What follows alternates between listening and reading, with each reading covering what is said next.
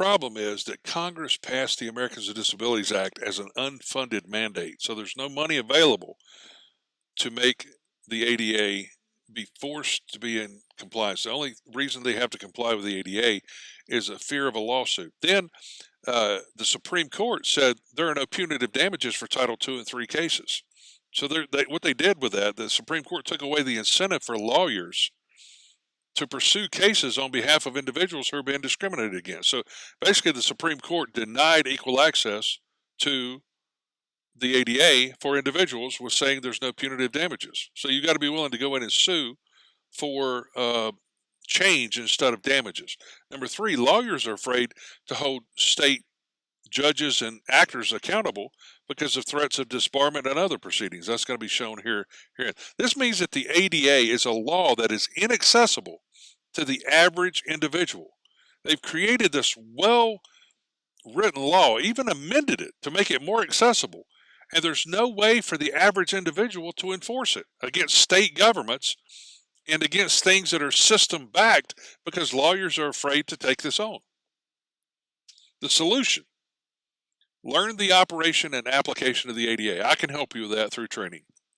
Number two, be willing to step up and sue for ADA violations. No matter how badly it's done, we have to flood federal courts with ADA suits. They have to give somebody a fair and meaningful hearing. And number three, all of this will bring visibility to the absence of accessibility for the disabled individual. So I've been wanting to put together a foundation, and the reason I want to put together a foundation is to fund lawsuits to hold judges and other state actors accountable. Lawyers are afraid to do this, and I'm getting ready to show you how that works. But this is a dire need. If we as the individual are going to claim rights under the ADA, we're going to need to be able to go into federal court at some point.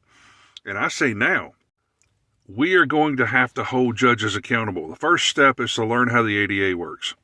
I now have training at 1/4 of the price that I offered it to the people who attended the live session. This is only going to last for 3 more days. This deal is going off on Sunday. As of Sunday, it will be the full price of $11.75, I believe it is, for training, for the online training. It's an 8-week course. It will teach you the nuts and bolts of the ADA and also give you a working knowledge of how to apply it. And we have also got to do the foundation because we've got to raise funds so that we can have attorneys as consultants, so that we can go into federal court, so that we can sue judges, so that we can sue state actors. Any kind of a bureaucrat that doesn't want to give us ADA rights, we've got to be able to go into court and sue them because lawyers are afraid to do it. And rightfully so. I mean, seriously, what we've got is a breakdown in the legal system to where the legal system cannot provide equal access for people with disabilities. And it's supposed to. So there's a severe problem here, and we've got to get it recognized. So I'm asking for your help. Learn how the ADA works. I'm going to be putting out some information on a foundation. We're going to start raising funds for that. And let's get this done. Let's do this. If you have extreme interest in this, contact me at my email shown on here. So, but we've got to get this done because this problem's not going to get better until we fix it. And we are the ones who have to fix it. Nobody's coming to save us. We have to do it ourselves. Okay. I wanted to talk to you all today about why we need a foundation to proceed forward with using the ADA to change what's going on in the system. The system has a remedy, but it's a very ineffective remedy, and there are several reasons for this. Number one, the ADA is an unfunded mandate, so there's no money available for a state government, say, to go in and say, all right, we're going to make ourselves ADA compliant.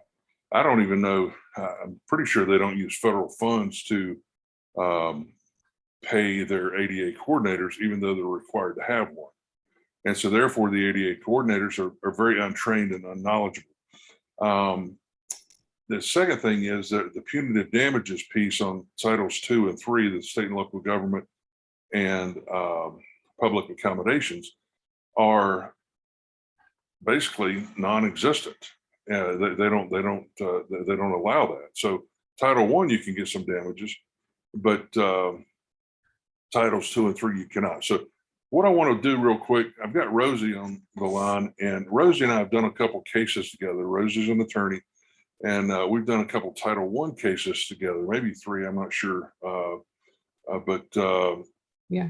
Anyway, I wanted to play a video real quick and just get some comment on it. I've already got the author that I talked with on the phone, that I spoke with on the phone, is William D. Gorin, and he is an attorney that has written the book that the American Bar Association sells called Understanding the ADA. Now, this is his 4th edition, and this guy's an expert. He spent 23 years practicing the Americans with Disabilities Act field. He's a founder and current president of the National Association of Attorneys with Disabilities. So this guy, if there ever was an expert on how the ADA works, this guy is the guy.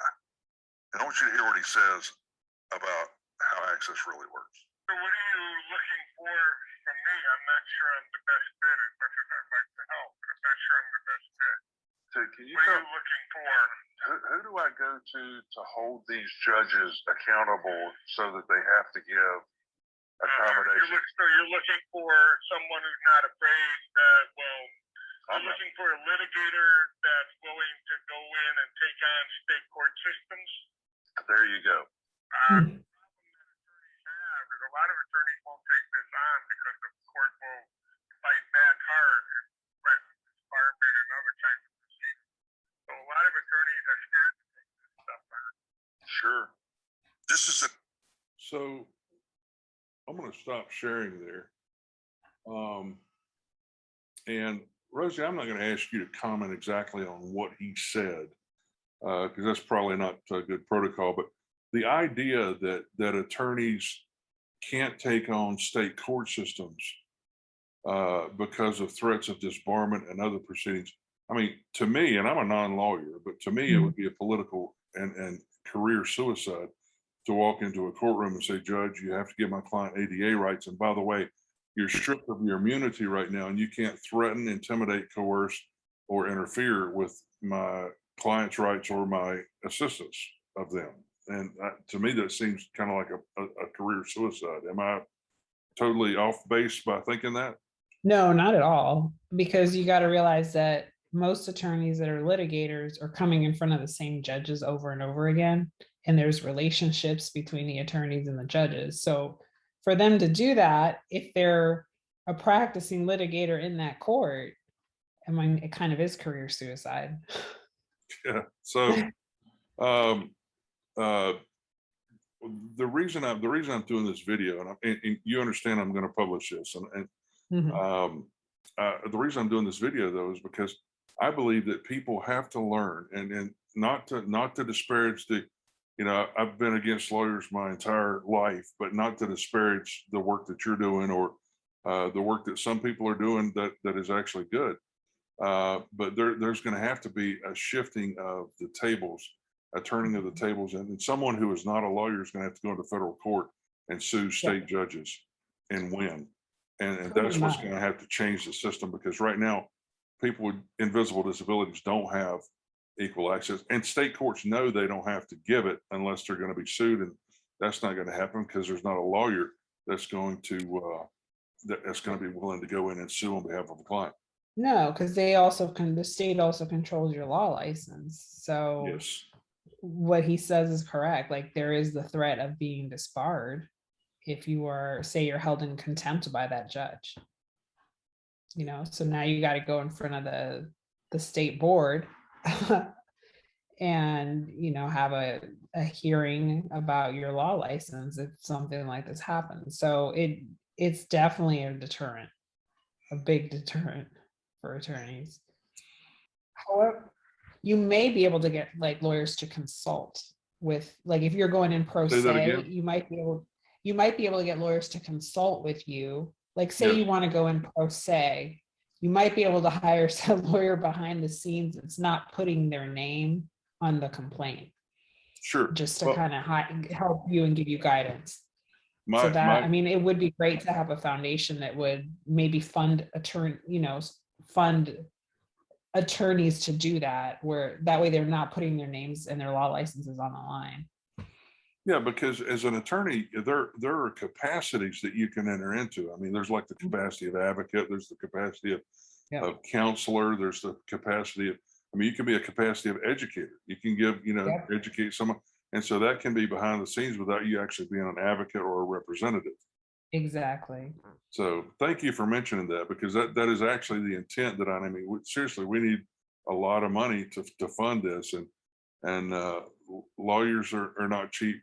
My work's not cheap. I mean, I'm not here saying that my work's No. cheap, but the bottom line is it's going to take some money to do this, and it's somebody's going to make a commitment. I believe there are people who want to see the system turned around. I think this is the last Oh, there peg are. that we can put in the playboard to climb up the wall and say, wait a minute, here we are.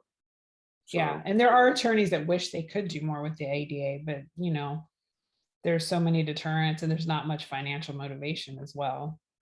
So it's a tough situation. so I'm going to try to raise money and see if we can get this kicked off. So thank you so much for coming That'd on be great. today. Oh, you're very welcome. You have a good day, Rosie.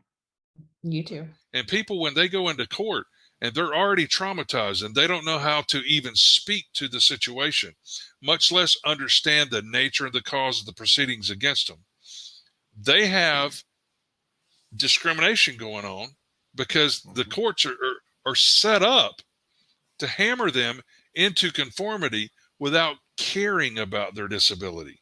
Let's not address that unless we have to. And the system is not. It's averse to someone who comes in and says, "How dare you do this and not be accountable?"